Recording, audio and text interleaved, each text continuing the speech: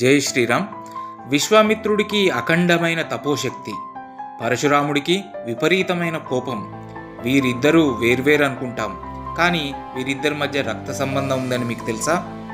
రుచిక మహర్షి సంతానం కోసం 2 రకాలైనటువంటి మంత్రించిన హవిస్సులను తయారు చేశాడు.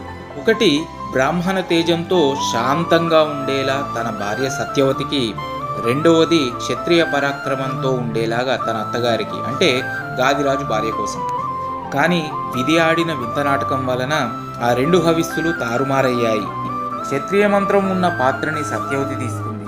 ఆ తర్వాత రుచిక మహర్షి వలన ఆ క్షత్రియ సంతానం తన కొడుకుకి అంటే మనవడికి వచ్చేలా మార్చుకుంది.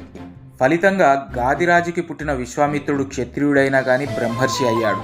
సత్యవతి మనవడుగా పుట్టిన పరశురాముడు గొడ్డలి పట్టి క్షత్రియ సంహారం చేశాడు.